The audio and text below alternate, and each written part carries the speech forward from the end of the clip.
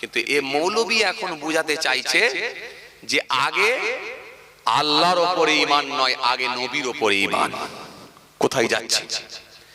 এই জন্য আল্লাহ রাব্বুল আলামিন কোরআনে কারীমের মধ্যে বললেন, ইয়া আইয়ুহাল্লাযীনা আমানু, হে ঈমানদারগণ, আমিনু বিল্লাহ, তোমরা আল্লাহর উপরে ঈমান আনো। জোরে বলতে পারেননি? আরো জোরে হয় না? কার উপরে ঈমান? আল্লাহর উপরে ঈমান। আমিনু বিল্লাহি ওয়া রাসূলিহি, এবং রাসূলুল্লাহর উপরে ঈমান আনা। তাহলে আগে কার উপরে? জোরে বলো। আল্লাহর উপরে। দ্বিতীয় নাম্বার, এখানে আল্লাহ কার কথা দিলেন? তার হাবিবুল্লাহর কথাই দিয়ে দিলেন। খুব ঠান্ডা বেরেনে বুঝবেন। আর এটাই হলো আপনার ইসলামের যে বুনিয়াদ, তার মধ্যে ইসলামের যে 5টা স্তম্ভ আছে তার মধ্যে নাম্বার 1 সেটা হলো ঈমান। এই জায়গায় যদি আপনার গোলমাল হয়ে যায়, যদি ভুল বশত কোনো কারণ বশত যদি ধারণা খারাপ হয়ে যায়, তাহলে ঈমান চলে যাবে। আর আল্লাহর কসম, আমলের যদি পাহাড় থাকে, আমলের যদি পাহাড় থাকে, যদি ঈমানের জায়গায় যদি আপনি অ্যাক্টিভ না হন, এই বিশ্বাসের জায়গায় যদি গোলমাল হয়ে থাকে, যদি ঈমান চলে যায়, আপনি নাজাত পাবেন না, নাজাত পাবেন না, নাজাত পাবেন না। কেন? শর্ত হলো ঈমান। কথা কিছু বুঝতে পারছেন? আমি আপনার ঈমানের জন্য বলছি, জাতি ঈমান নষ্ট করে দেবেন না। শুরুতে আমি বলেছিলাম কি, এমন কোন মৌলবীকে নিয়ে আসবেন না যারা সমাজের বুকে বিভ্রান্ত মানুষের মধ্যে এমন আলোচনা করছে, মানুষ বিভ্রান্তির মধ্যে পড়ে যাচ্ছে। এইরকম বিভ্রান্তকর কথাবার্তা গুলো তুলে ধরে মানুষের মধ্যে বিভ্রান্তি তৈরি করে ঈমান আকীদার ক্ষতি করে দেওয়ার চেষ্টা চালাচ্ছে। সুতরাং এমন কথা না বলা আর এমন বক্তাকে না নিয়ে আসা। কি বললাম বুঝে গেল? তাহলে ইয়া আইয়ুহাল্লাযীনা আমানু আমিনু বিল্লাহি ওয়া রাসূলিহি, তাহলে হে ঈমানদারেরা, তোমরা আল্লাহর উপর ঈমান আনো। এরপরে কি? রাসূলুল্লাহর উপর ঈমান আনো। তাহলে এক নম্বরে কার নাম? আপনি কি পড়েননি আমানতু বিল্লাহ? না দেখে আল্লাহর উপরে বিশ্বাস, এটাও তো আপনি পড়েছেন। তাহলে এই যে 7টা বিষয়ের উপরে বিশ্বাস, তবে তো আপনি একজন ঈমানদার। আমানতু বিল্লাহ ওয়া মালাইকাতিহি ওয়া কুতুবিহি ওয়া রাসূলিহি ওয়াল ইয়াউমিল আখির ওয়াল কদরি খায়রিহি ওয়া শাররিহি মিনাল্লাহি তাআলা ওয়াল বা'থি বা'দাল মাউত। এই বিশ্বাসের নাম তো ঈমান। তাহলে কোরআন শরীফের মধ্যে আল্লাহ কি বললেন? তোমরা না দেখে আল্লাহর উপরে ঈমান আনো, এরপরে রাসূলুল্লাহর উপরে ঈমান আনো। আমানু বিল্লাহ ওয়া রাসূলিহি ওয়াল কিতাবিল্লাযী নাযালা আলা রাসূলিহি, ওই কিতাবের উপরে ঈমান আনো যে কিতাবটা আমার রাসূলুল্লাহর উপরে নাজিল করা হয়েছে। সেটা কোন কিতাব? এরা মনে কথা বোঝে না। কোন কিতাব? জোরে বলেন। কোরআন শরীফ। এই কোরআন শরীফটাও আল্লাহর পাঠানো কালাম, কালামুল্লাহ কোরআন শরীফ। এটাও বিশ্বাস করতে হবে, এটাও ঈমান। খুব ঠান্ডা বেরেনে বুঝবেন, খুব ঠান্ডা বেরেনে বুঝবেন। যদি এই কোরআন শরীফের উপরে বিশ্বাস না থাকে, তাহলে কিন্তু আপনার ঈমান চলে যাবে। এক বক্তা, আমি কালকে ক্যাসেট শুনছিলাম, এক বক্তা বলছে আমি কিচ্ছু চিনিনি, কিচ্ছু চিনিনি, নবী হলেন আমার ঈমান, বাকি আমার কিছু লাগবে না। নাউযুবিল্লাহ মিন যালিক। এতেও কিন্তু ঈমান চলে যাবে, চলে যাবে। নবী আপনার জন্য ঈমান, এটা একদম ঠিক। কিন্তু আল্লাহ যেগুলোর, যে জিনিসগুলোর উপরে, যে বিষয়গুলোর উপরে বিশ্বাস রাখার কথা, আল্লাহ বিশ্বাস স্থাপন করার কথা বলা হয়েছে, বিশ্বাস করার কথা আল্লাহ নির্দেশ করেছেন, সেগুলোর প্রতি আপনাকে বিশ্বাস করতে হবে। এটা আল্লাহর নির্দেশ। রাসূলুল্লাহ আপনার উপর ঈমান, কিন্তু কোরআন শরীফের উপর আপনাকে বিশ্বাস রাখতে হবে। এটা আল্লাহরই পাঠানো কালাম, কালামুল্লাহ কোরআন শরীফ। এর উপরে বিশ্বাস না থাকলে আপনার ঈমান চলে যাবে। ইয়া আইয়ুহাল্লাযীনা আমানু আমিনু বিল্লাহি ওয়া রাসূলিহি ওয়াল কিতাবিল্লাযী নাযালা আলা রাসূলিহি ওয়াল কিতাবিল্লাযী আনজালা মিন ক্বাব। ওই কিতাবগুলোর উপর ঈমান আনো যে কিতাবগুলো পূর্বের মানুষগুলোর কাছে পাঠানো হয়েছিল। সেগুলো কোন কিতাব?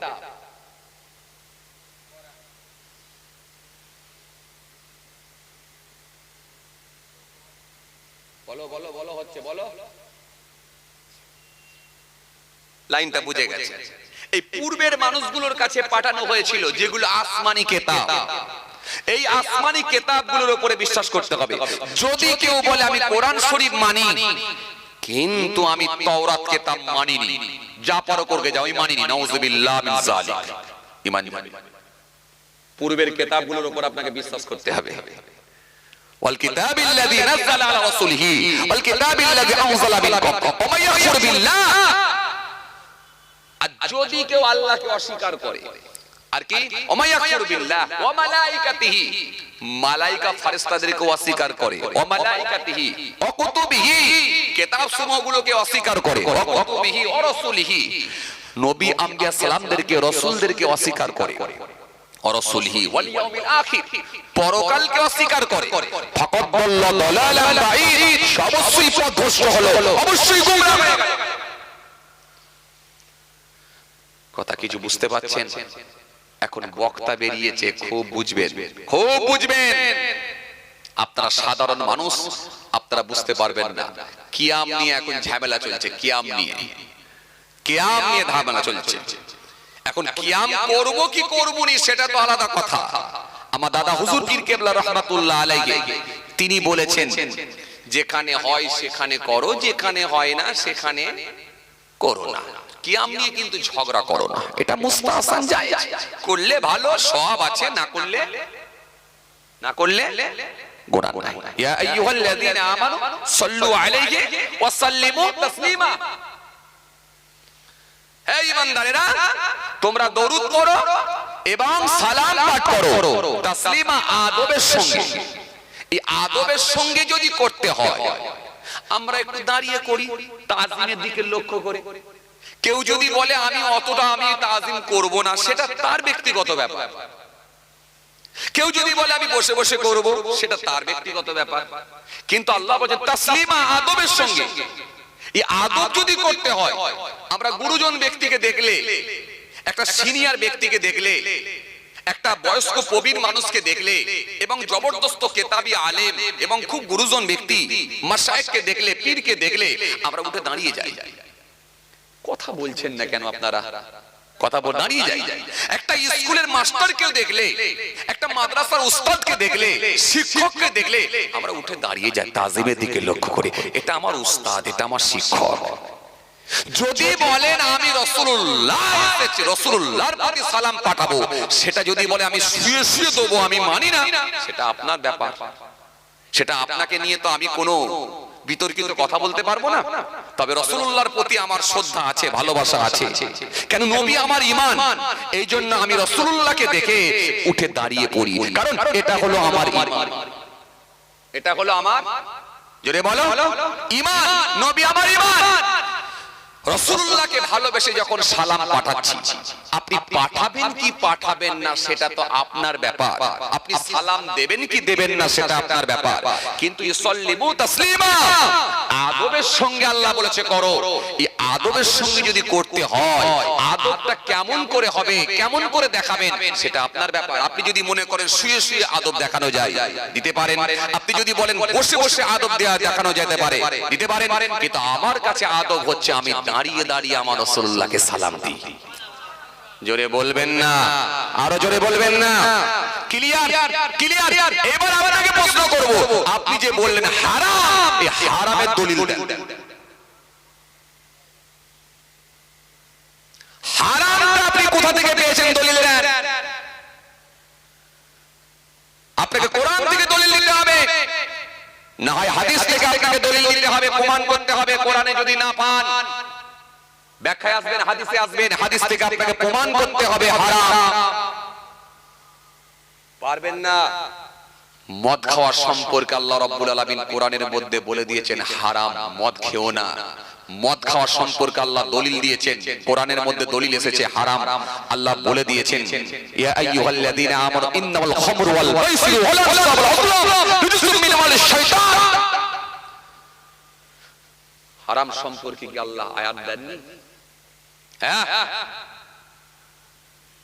কোরআন শরীফের মধ্যে আল্লাহ বলেছেন ইন্নামাল খামরু ওয়াল মাইসিরু ওয়াল আনসাবু ওয়াল আযলাম রিজসুম মিন আমালিশ শাইতান। কোরআন শরীফের মধ্যে আল্লাহ ঘোষণা দিয়ে দিয়েছেন, কি বললেন? আল্লাহ হারামের আয়াত দিয়েছেন। কে বলেছে আপনাকে দেয়নি? ইয়া আইয়ুহাল্লাযীনা আমানু, হে ঈমানদারগণ, লা তুহারিমু, তোমরা হারাম মনে করো না তাইয়্যিবাত, পবিত্র বস্তুগুলোকে, মাহালাল্লাহু লাকুম, যেগুলো আমি আল্লাহ তোমাদের জন্য হালাল করেছি। ওয়ালা তা'তাদু, সীমা লঙ্ঘন করো না। ইন্নাল্লাহু ইউহিব্বুল মু'তাদিন, নিশ্চয়ই আমি আল্লাহ সীমা লঙ্ঘনকারীদেরকে পছন্দ করি না। কোরআন শরীফের মধ্যে আল্লাহ রাব্বুল আলামিন বলেছেন, ইয়া আইয়ুহাল্লাযীনা আমানু, হে ঈমানদারগণ, ইন্নামাল খামরু ওয়াল মাইসিরু ওয়াল আনসাবু ওয়াল আজলাম রিজসুম মিন আমালিশ শাইতান। কোরআন শরীফের মধ্যে আল্লাহ রাব্বুল আলামিন বলেছেন, ইয়া আইয়ুহাল্লাযীনা আমানু, হে ঈমানদারগণ, লা তুহারিমু, তোমরা হারাম মনে করো না তাইয়্যিবাত, পবিত্র বস্তুগুলোকে, যেগুলো তোমাদের জন্য হালাল করে দিয়েছি সেগুলো তোমরা খাও। যেগুলোকে আমি আল্লাহ হারাম করেছি সেগুলো তোমরা খেও না। তাহলে হারাম সম্পর্কে আল্লাহ কোরআনের মধ্যে দলিল দিয়েছেন, হারাম সম্পর্কে দলিল এসেছে। তো সুতরাং আপনি হারাম সম্পর্কে দলিল আপনাকে দিতে হবে। তা আপনি কোন যুক্তিতে বললেন যে কিয়াম করা হারাম? সরাসরি হারামের দলিল আপনি কোথায় পেলেন? আমাকে দেখান। এটা পারবেন না, পারবেন না, পারবেন না। কোরআন শরীফের মধ্যে আল্লাহ রাব্বুল আলামিন বলেছেন, সুন্দর করে আল্লাহ কোরআনের মধ্যে হারাম সম্পর্কে আয়াত দিয়েছেন, যেগুলো খাওয়া হারাম সেগুলো সম্পর্কে আল্লাহ দলিল দিয়েছেন।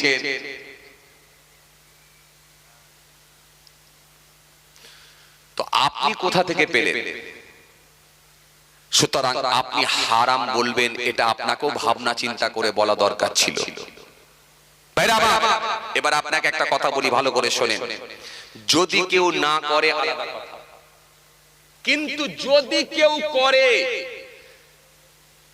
সে তাকে আপনি বারণ করার অধিকার কিন্তু ইসলাম আপনাকে দেয় না। খুব ভালো করে বুঝবেন। দাড়ি রাখা সুন্নাত, সুন্নাত আপনি করতে পারেননি, এর জন্য আপনি ব্যথিত হবেন। খুব ভালো করে বুঝবেন। আপনি রাখতে পারেননি, করতে পারেননি, এর জন্য আপনি ব্যথিত হবেন। আপনি দুঃখ প্রকাশ করবেন যে ভাই আমি পারিনি, আমি পারিনি, আমারও করা দরকার ছিল। কিন্তু আপনার পাড়ার একটা ছেলে দাড়ি রেখেছে, সে হায়দ্রাবাদে থাকে কি দিল্লিতে থাকে কি বোম্বাইয়ে থাকে, মুখে দাড়ি রেখেছে। সৌবতে মানুষ চেঞ্জ হয়, সৌবতে মানুষ চেঞ্জ হয়। সেখানকার পরিবেশে আরো 5টা ছেলের সঙ্গে মিশে পাশে একটা মসজিদে গিয়ে নামাজি হয়ে গেছে, মুখে দাড়িও রেখেছে, আলহামদুলিল্লাহ মাশাআল্লাহ, সুন্নতি লেবাস পরছে, পরে এখন গ্রামে এসেছে, পাড়ায় এসেছে। আপনি দেখে তাকে টোন কাটছেন, তাকে দেখে টোল করছেন, তাকে দেখে আপনি বেফাস মন্তব্য করছেন, কটু কথা, তাকে দেখে আপনি কি বলে, আপনি কি বলে, তাকে দেখে বেফাস কথাবার্তা বলবেন, তাকে দেখে টোল করবেন, তাকে দেখে কুরুচিকর মন্তব্য করবেন। এটা ইসলাম কিন্তু আপনাকে এই অধিকারটা দেয় না। এই যে সুন্নত, তাকে নিয়ে আপনি কটু কথা বললেন না, বরং এই সুন্নতকে নিয়ে বললেন। খুব ভালো করে বুঝবেন। আপনি তাকে বললেন, কি রে ভাই, তুই দাড়ি রেখে মলি সাহেব হয়ে গেলি, দাড়ি কেটে দে, এই বয়স থেকে দাড়ি। তো কারণ কে দাড়ি রাখতে বলেছে? কিরকম লাগছে দেখতে? খারাপ লাগছে? যুবক ছেলে, হ্যান্ডসাম চেহারা, এখন দাড়ি টাড়ি কেটে দিয়ে বেশ সুন্দর প্যান্ট শার্ট পরে ঘুরে বেড়াবি, তুই আবার মলি সাহেবদের ধাঁচ দিয়ে নিলি। এই যে দাড়িকে নিয়ে আপনি বেফাস কথাবার্তা বলছেন, মানে রাসূলুল্লাহ সুন্নতকে নিয়ে বলছেন, এটা মনে রাখেন, এটা মনে রাখেন। তাকে বললেন না, বরং রাসূলুল্লাহ সুন্নতকে নিয়ে। আর সুন্নতকে যদি ইনকার করা হয়, তার কুফরির ফতোয়া এসে যাবে, তার কাফের হয়ে যাওয়ার সম্ভাবনা থাকবে, এটা মনে রাখবেন। রাসূলুল্লাহ একটা হাদিস দিয়েছেন, মানুষ সকালবেলা থাকবে মুমিন, সন্ধ্যেবেলা কুফরি করে কাফের হয়ে যাবে। সন্ধ্যেবেলা থাকবে মুমিন, সকালবেলা কুফরি করে কাফের হয়ে যাবে, নিজেরা জানবে না যে কাফের হয়ে গেছে। এমন ছোট ছোট কথা আছে যেগুলো বললে কাফের হয়ে যাওয়ার সম্ভাবনা থাকতে পারে। কুফরি কথাবার্তা, বক্তা বেরিয়েছে, ওয়াজ করছে, ওয়াজ করছে, কি ফেরেশতাকে নিয়ে উল্টোপাল্টা কথা বলছে, নাউযুবিল্লাহ মিন যালিক। যে ফেরেশতার প্রতি আমাদের বিশ্বাস রাখা হলো ঈমান। আমানতু বিল্লাহ ওয়া মালাইকাতিহি, মালাইকা ফেরেশতাদের উপরে বিশ্বাস করাটা হলো আপনার ঈমান। সেই ফেরেশতাকে নিয়ে আপনি দেখবেন বাজে বাজে কথা বলছেন। একটু শুনেন, নাম আমি বলবো না, বলা পছন্দ করি না, একটু শুনেন। খুব ভাবনা চিন্তা করে বুঝবেন। এই যে ফেরেশতাকে নিয়ে যখন বেফাস কথাবার্তা গুলো বলছে, খালি পাবলিককে আনন্দ দিতে গিয়ে, শ্রোতাকে আনন্দ দিতে গিয়ে, শ্রোতার সঙ্গে শ্রোতার মন জয় করতে গিয়ে, যাতে করে পরের বছরে আবার দাওয়াতটা হয়, এই মনে করতে গিয়ে যখন ফেরেশতাকে নিয়ে বেফাস কথাবার্তা বলছে, পাবলিক বসে বসে হাসছে, মুখে দাড়িও নেই, হাতে বালা, কানে দুল আর পায়ে ফাটা প্যান্ট, লাল চুল, বসে বসে ফেরেশতার নামে যখন অপব্যাখ্যা করছে, ফেরেশতাকে নিয়ে যখন বেফাস কথাবার্তা বলছে, পাবলিক বসে বসে হাসছে। ঈমান কোথায় যাচ্ছে জানেন? কোথায় যাচ্ছে ঈমান জানেন? এই ফেরেশতাকে নিয়ে আপনি উল্টোপাল্টা মন্তব্য করতে পারবেন? পারবেন না, পারবেন না। কেন? ফেরেশতাদের কথা বলতে গেলে আপনাকে বুঝে বলতে হবে, ফেরেশতাদের উপরে বিশ্বাস করাটা আপনার ঈমান। খুব চাপ, খুব চাপ। একজন রাসূলুল্লাহ একটা হাদিস দিয়েছেন, কি বলেছেন জানেন? রাসূলুল্লাহ বলেছেন, উলামা উম্মতি কাআম্বিয়া বানি ইসরাঈল, আমার উম্মতের হাক্কানি আলেমরা হলো বনি ইসরাঈলের নবীদের ন্যায়। জোরে বলবেন না? আমার উম্মতের হাক্কানি আলেমরা হলো বনি ইসরাঈলের নবীদের ন্যায়। বনি ইসরাঈলের নবীদের সম্মান আল্লাহ যেমন দিয়েছেন, আমার উম্মতের হাক্কানি আলেমদের সম্মান আল্লাহ তেমনই দিয়েছেন। একটু জোরে বলেন না, কথা বুঝতে পারছেন? হে তরুণিয়া নওজোয়ান জামাকেরা,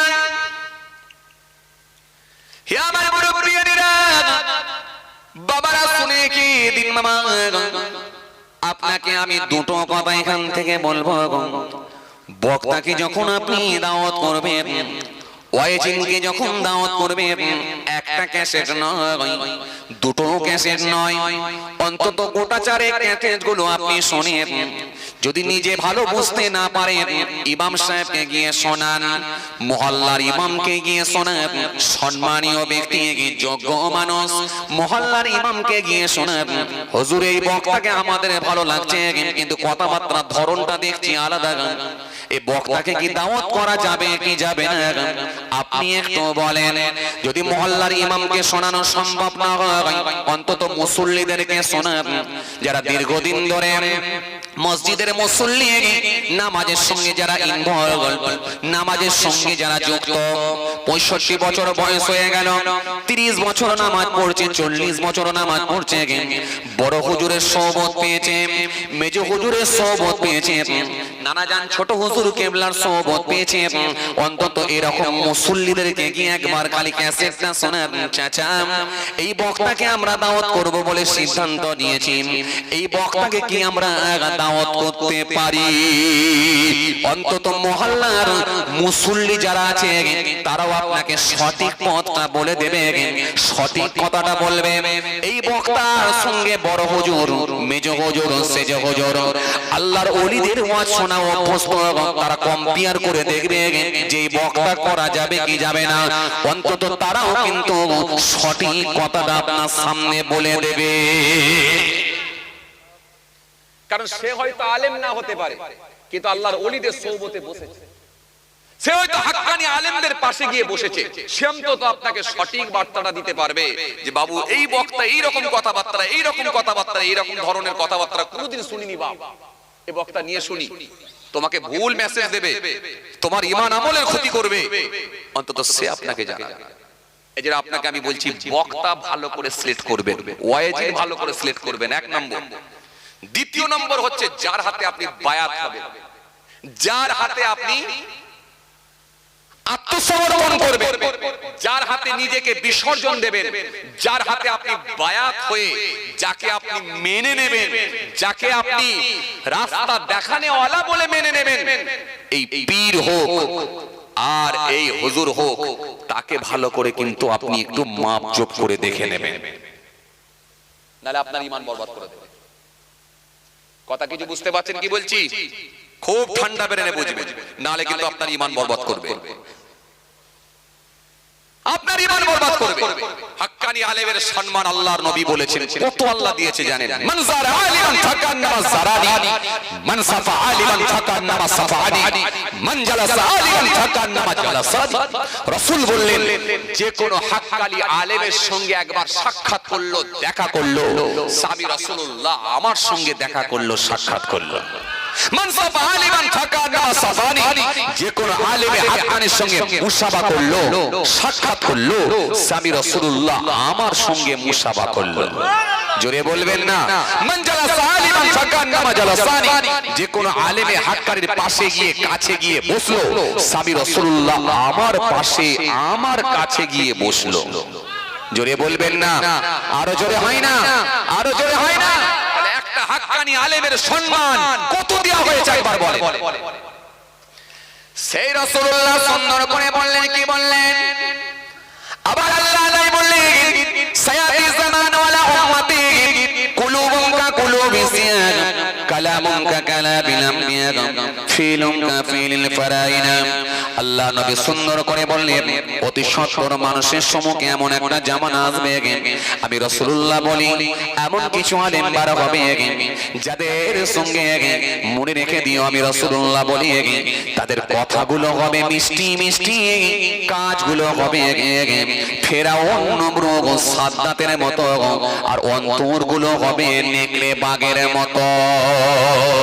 ওরা দেখবো এখানে গিয়ে মিষ্টি মিষ্টি কথা বলবে, পাবলিককে বড় ভালো লাগবে, কিন্তু এমন একটা কথা বলে দিয়ে যাবে যতগুলো মানুষ শুনবে সেই কথাটা যদি বিশ্বাস করে নেয় তার ঈমান চলে যাবে।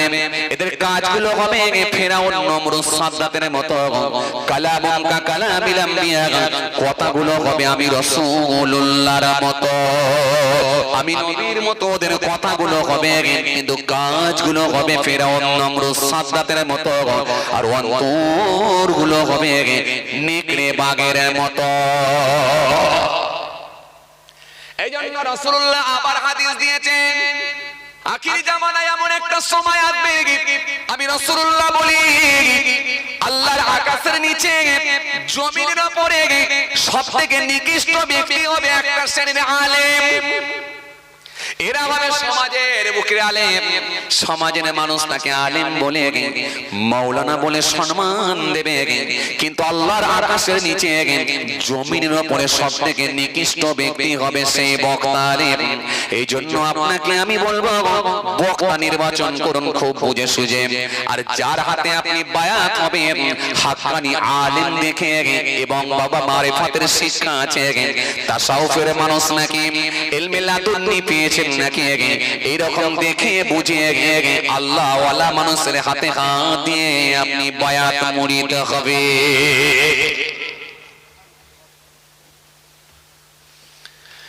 কিতাবের মধ্যে পাওয়া যায় হযরত বড় পীর আব্দুল কাদের জিলানী রাহমাতুল্লাহ আলাইহি হুজুরের নামটা কি আপনারা শুনেছেন? কথা কয় না, শুনেছেন না? বড় পীর বড় পীর বড় পীর নাম কি আপনারা শুনেছেন? কেউ শোনেননি? হায় হায়, শুনেছেন?